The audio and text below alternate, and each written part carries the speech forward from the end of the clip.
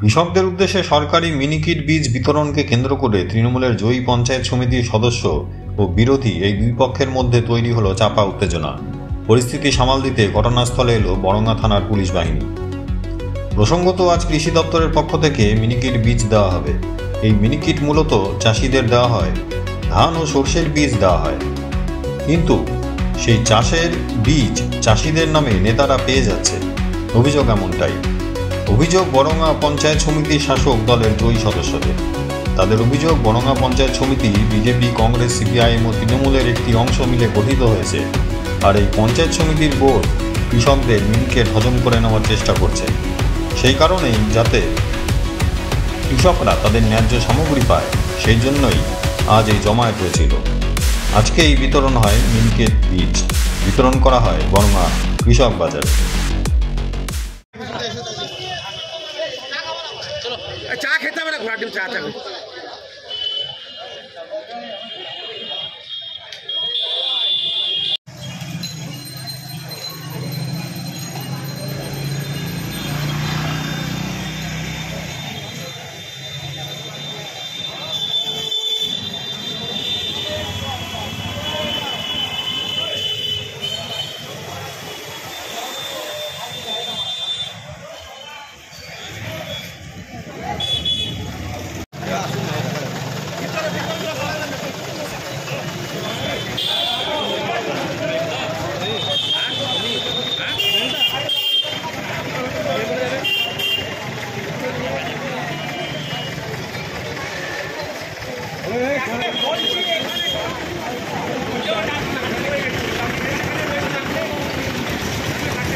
যে এই পঞ্চায়েত সমিতি অশুভ শক্তি সিপিএম, কংগ্রেস, বিজেপি সকলকে সঙ্গে নিয়ে এখানকার কিছু 5 জন গাদ্দার মির্জাফর ছিল, তারা এই পঞ্চায়েত সমিতি বোর্ড গঠন করেছিল।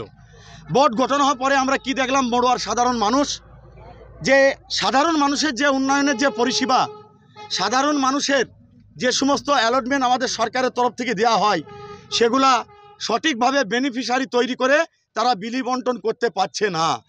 আজকে যে ব্যাপারে আমরা দাবি রেখেছিলাম বিডিও সাহেব, এডিও সাহেবের কাছে, এখানকার লোকাল থানার ওসি তিনিও উপস্থিত ছিলেন।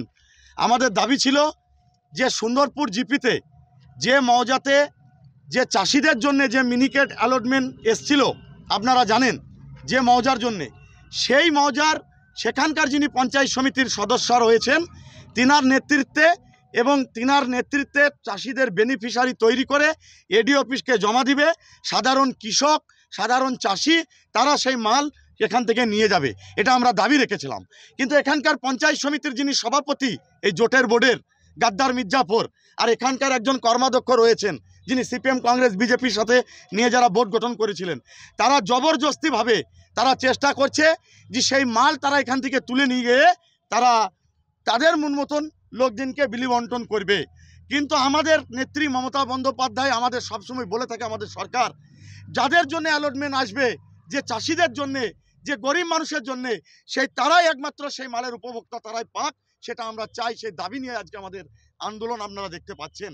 এখানে ব্লকের অনেক মানুষ জড়ো হয়েছে। আমরা অন্যায়ের বিরুদ্ধে প্রতিবাদ করি, কারণ ন্যায় মানুষের সঙ্গে আমরা থাকি, আমাদের নেত্রী থাকে। কারণ এই কারণেই, কারণ আমরা চাই যে এই মাল যাদের জন্য অ্যালটমেন্ট এসছে, এই মিনিকেট যে মৌজার জন্য এসছে, সেখানকার মানুষ পাক, সেই এলাকার মানুষ পাক, এটা আমাদের দাবি।